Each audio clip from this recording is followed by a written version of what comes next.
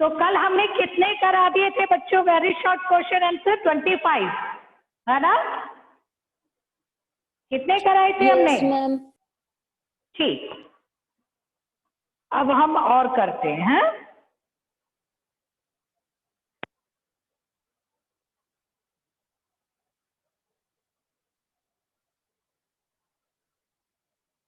Question लिखिए, शबे ए बारात, शबे ए बारात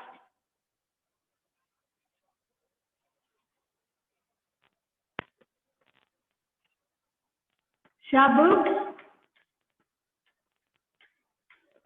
ए बारात, शब ए बारात क्या है? ठीक है, किसको मालूम है ये? इसके विषय में लिखिए, बोलिए, किसी बच्चे को मालूम है? मैम क्या? मैम शब क्या ए रिपीट बारात, करना? शब ए बारात क्या है? यस मैम, ये सावन के महीने, मतलब जो 14वां सावन पड़ता है मैम, उस दिन समारोह होता है पूर्ण रात्रि में। शिवरात्रि, एक तरीके से जैसे हमारी शिवरात्रि आती है, इसी तरीके से मुगल शासन काल से ये त्योहार आरंभ किया गया था। ये सावन के महीने में किया गया था, जब पूर्ण चंद्र होता है। ठीक है, तो उसका नाम इन्होंने शबे बारात रखा था। तो एक क्वेश्चन आपका ये हो गया। इसके बाद आ जाइए नेक्स्ट क्वेश्चन।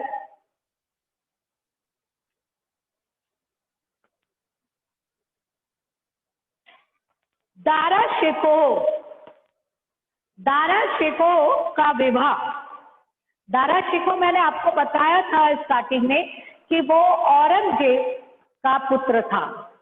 तो दारा शिको का विवाह किससे हुआ था?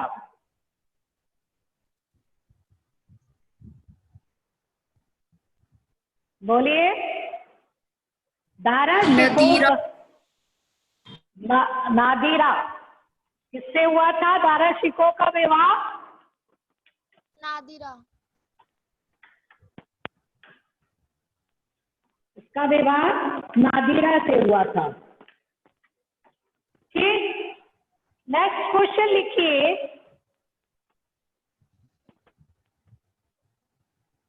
निसा खानूम कौन थी? निसा खानूम, निसा मुमताज खानूम, महल की प्रमुख नौकरानी थी, मुमताज महल की प्रमुख नौकरानी। हाँ, और ये विवाहों का जो उनके यहाँ पे विवाह उत्सव होते थे उसका आयोजन करती थी ये, खासतौर से उनकी सारी जिम्मेदारी उसके ऊपर होती थी। तो आप बोल सकते हो इसकी मुमताज की प्रमुख नौकरानी थी, दासी थी, जिसका मुख्य कार्य महलों में विवाह जो आयोजित किए जाते थे उनकी जिम्मेदारी वो उठाती थी। नेक्स्ट क्वेश्चन लिखिए,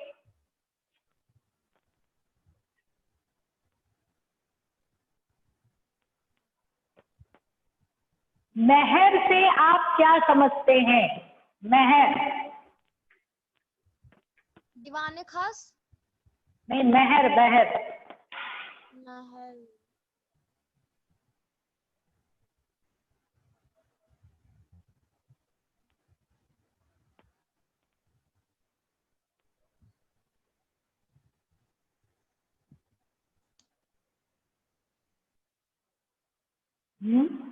महर नहीं सुनी है कि उस मोमडन का तलाक हो गया और इतनी महर निर्धारित की गई है? हाँ, बोलिए। नो ये एक तरीके से आप कह सकते हो कि जब इनके यहाँ पर लड़कियों को विवाह होता है तब एक राशि, अच्छी खासी राशि निर्धारित कर दी जाती है कि जब कभी भी लड़का उसे तलाक देगा या उससे संबंध समाप्त करेगा तो वो जो निर्धारित राशि है वो लड़की को दी जाएगी। इस राशि को ही महर कहते हैं। समझ में आ गया? हाँ, यस मैम, समझ आ गया। Yes ma'am. हाँ, जिसे एलिमनी कहते हैं ना, तलाक होने के बाद, डाइवोर्स होने के बाद। तो इसी तरीके से मोमडन में भी था, जब विवाह होता था तभी ये राशि निर्धारित कर दी जाती थी कि इतनी राशि है, और इस राशि में अच्छी खासी मतलब पैसे होते थे, या कह सकते हो भारी राशि होती थी। तो आदमी जो व्यक्ति होता था अपनी हैसियत के अनुसार इसे निर्धारित करता था, और जब भी तलाक होता था वो मेहर की राशि उस लड़की को दी जाती थी। चलिए एक और क्वेश्चन लिखिए, 9 रोज। मैम, हाँ मैम जी, एक ऐसी प्रथा थी, जन्मदिन पर शासक को मतलब विभिन्न वस्तुओं से तोला जाता था, और जो हाँ। मतलब जिसका उसका तोला हुआ जो सामान था ना, वो गरीबों में बांट दिया जाता था, मतलब उन्हें दान में दी जैसे जाती थी हिंदी पैसे। में तुला दान बोलते हैं, जैसे हिंदी में तुला दान बोलते हैं। जन्मदिन के, ये जो मुगल शासक थे, जब उनका जन्मदिन होता था तो उस अवसर पर ये जो तराजू होती है वो एक साइड वो बैठते थे, और उतने ही वजन का सामान वहां पर रखा जाता था। बाद में इसे गरीबों को बांट दिया जाता था। जैसे हिंदी में तुला, हाँ, तुला दान कहा जाता है, उसी तरीके से ये मुस्लिम में से 9 रोज कहा जाता है। हो गया क्लियर? बोलिए। चलिए नेक्स्ट क्वेश्चन लिए लिखिए आप, जामा से आप क्या समझते हैं? जामा, मैम खिल्लत। हाँ, मैम ये खिल्लत। पुरस्कारों में एक सम्मान था, जामत। जामा प्रदान करना, जैसे हमारे यहाँ पर किसी को सम्मान देते हैं तो हमारे यहाँ पर एक परंपरा है पटका प्रदान करना, है ना? देखे ना हमारे स्कूल में जब अतिथि आते तो उनके गले में हम पटका डालते हैं। उसी प्रकार से मोमडन्स में इस मुगल काल में जामा पहनाने की परंपरा थी, जिसे खिल्लत भी कहा कभी न जाता कभी था। बादशाह ने पहना, हाँ, बादशाह द्वारा और पहना खास जाता तौर से ये कपड़ा जो पहनाया जाता था वो बादशाह के द्वारा पहना गया हुआ कपड़ा होता था, और ये इसका प्रतीक होता था कि राजा उसे अपने करीब, बहुत करीबी समझता है और उसे बहुत सम्मान देता है। ठीक है, हो गया। Yes ma'am. इसके बाद लिखिए हरम शब्द। हरम, हरम। हरम शब्द से क्या तात्पर्य है और इसकी उत्पत्ति कहाँ से हुई है? हरम, हरम शब्द में जिस टाइम पे शादी होती है ना, तो वहाँ पे वो चीजें दी जाती है, उनको सजाया जाता है, और फिर बाहर से वो जो हरम वहाँ की जो स्त्रियां होती है उसे देखने आती हैं शायद। नहीं मैम, नहीं मैम, तो मतलब महल की जो औरतें होती हैं या फिर उनकी जो बेगम वगैरह या जो गुलाम होते हैं ना मैम, उस जगह पर वो रहते हैं। और मैम ये फारसी शब्द से निकला है, इसको पवित्र स्थान भी कहते हैं। हाँ, फारसी में इसका अर्थ है, फारसी में हरम का अर्थ है पवित्र स्थान। ठीक है, आपने जोधा अकबर सीरियल देखा होगा, कितने बच्चों ने देखा जोधा अकबर? तो उसमें देखा होगा रानियां, हाँ, रानियां एक विशेष स्थान पर रहती हैं, ठीक है, जहाँ पर केवल महिलाएं ही रहती है, कोई पुरुष वहां आ जा नहीं सकता, केवल बादशाह के सिवा। ठीक है, वहां सारी व्यवस्थाएं महिलाओं की होती है।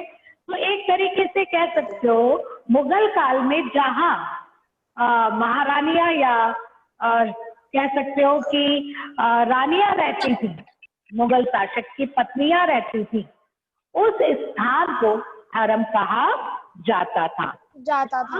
हाँ, मुगल शासक के जो महिलाएं होती थी उस स्थान पर रहती थी, और यहाँ पर पुरुषों का जाना वर्जित होता था, केवल बादशाह ही वहां जाया सकता था। ठीक है, समझ में आ गया? चलिए नेक्स्ट लिखिए आप, अगाचा। अगाचा क्या है? मैम ये उपपत्नियों को दी गई थी, ये उपपत्नियों को अगाचा कहा जाता था। हाँ, अगाचा। मैम हम इसका आंसर ऐसे लिख सकते हैं कि बादशाह की उपपत्नियों को अगाचा कहा जाता था। हाँ, आप ऐसे लिख सकते हैं कि मुगल काल में बहुविवाह प्रथा प्रचलित थी, तो उनको पद क्रम अनुसार रखा गया था। ठीक है, उनके क्रम बना रखे थे, पद दे रखे थे उन्हें। उनमें सबसे छोटा पद अगाचा होता था, जिनको उपपत्नियों का नाम दिया जाता था। इन्हें केवल मासिक वेतन दिया जाता था।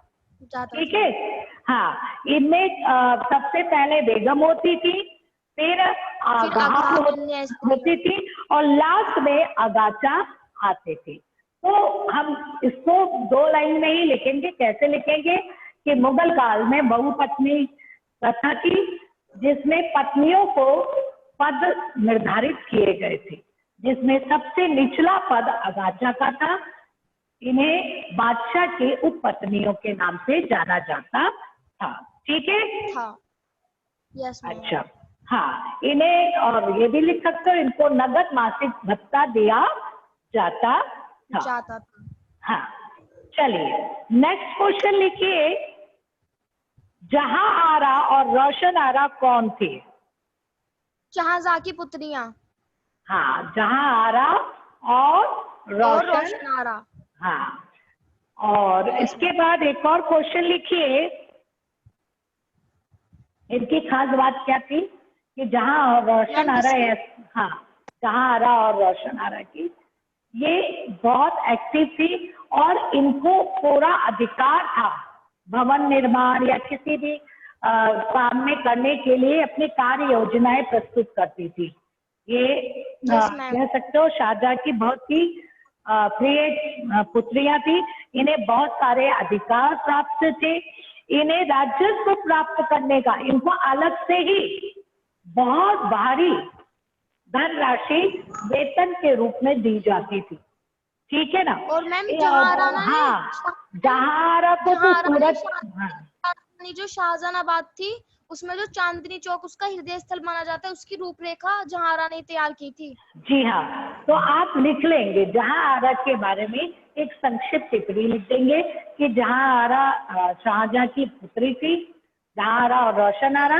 ये इनको वैसे जो कह सकते हो पुत्रियों को काफी ऊंचा मनसब प्राप्त था, जिससे उनको वार्षिक आय होती थी। जहांआरा को तो सूरत के बंदरगाह से जो विदेशी व्यापार होता था, वहां से राजस्व प्राप्त करने का पूर्ण अधिकार उसे प्राप्त था। शाहजहां ने जो शाहजहानाबाद की रचना की, बसाया जो गांव दिल्ली में जो शहर बसाया, उसकी परियोजना का निर्माण भी जहांआरा ने किया। ठीक है, इतना आप लिखेंगे। नेक्स्ट क्वेश्चन लिखिए। हुमायूं नामा किसने लिखा? मैम गुलबदन बेगम। गुलबदन बेगम ने। ये कौन थी? बोलिए मैम। बाबर की पुत्री। हुमायूं की बाबर की पुत्री थी, हुमायूं की बहन थी, और अकबर की बहन। हाँ, और अकबर की चाची। ऐसे इतना अकबर मत जाइए और ना ही बाबर तक जाइए, बस ये लिखिए हुमायूं की बहन थी जिसने गुलबदन, और इसने हुमायूं नामा लिखा था। ठीक है, इसके बाद आ जाइए नेक्स्ट क्वेश्चन।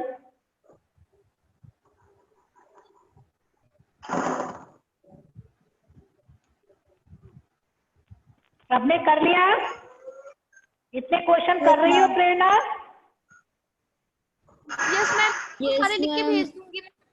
हाँ, ताकि ना बच्चों, हाँ, बच्चे जो नहीं कर रहे हैं उनको फायदा हो जाएगा, जो अटेंड नहीं कर रहे हैं। चलिए एक क्वेश्चन और लिखिए। सम्राट, ये वाला लिख लिया आपने? सम्राट अकबर का राज अभिषेक कब हुआ था? हाँ, लिखा आपने ये वाला क्वेश्चन?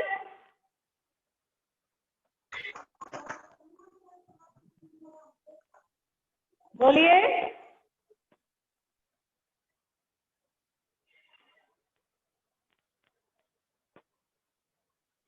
बोलिए बच्चे।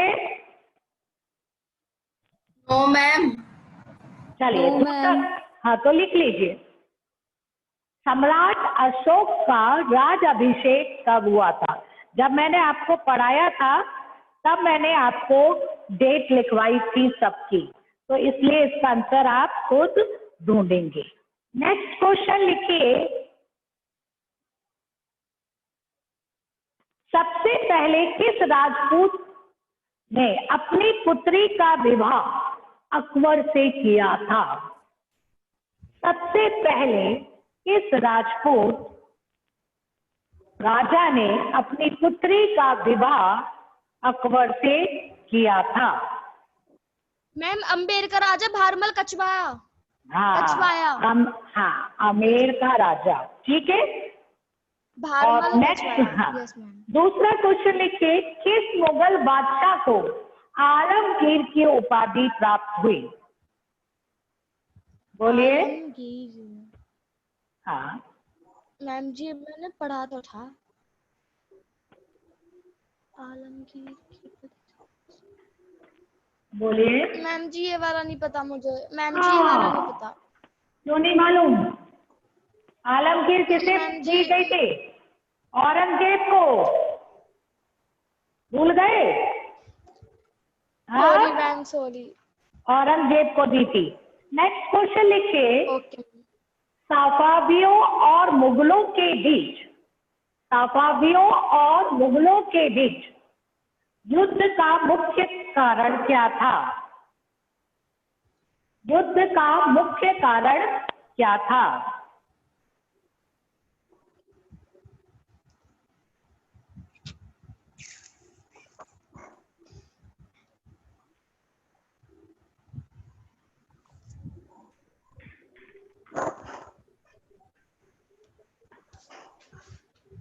हो गया कंधार। क्या कारण था? कंधार। नेक्स्ट क्वेश्चन लिखिए।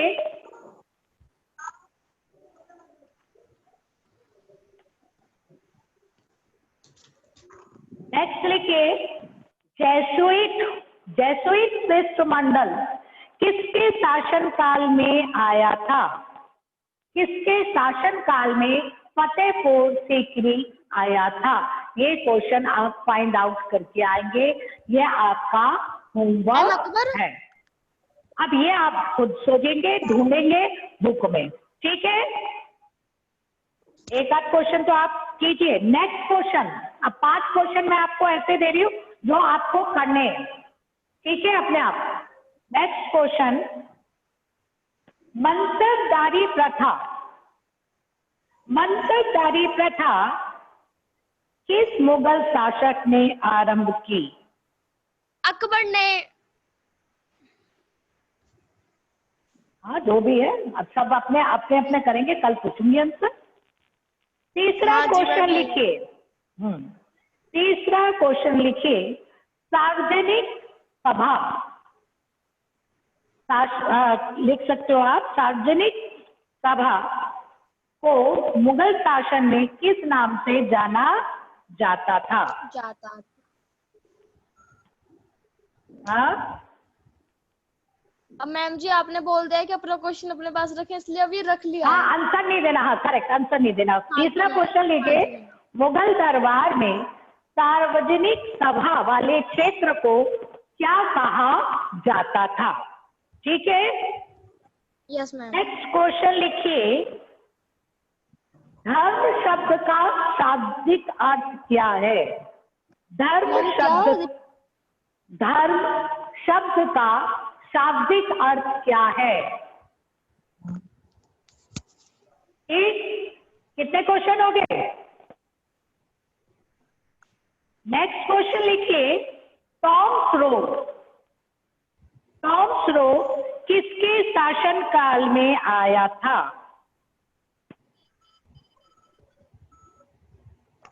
टॉम स्रो किसके शासन काल में आया था? और लास्ट क्वेश्चन जो आपको करना है वो है दीवाने आला। दीवाने आला किस पद के लिए यूज किया, प्रयोग में लाया जाता था? ठीक बेटा, दीवाने आला किस पद के लिए प्रयोग में लाया जाता था। ये सारे क्वेश्चन आपको, ठीक है, ये सारे आप फाइंड आउट करके इनका आंसर लिखेंगे। इसके बहाने आप कम से कम बुक पढ़ लेंगे, ठीक है। अब मैं आपकी अटेंडेंस ले लेती हूँ बच्चों।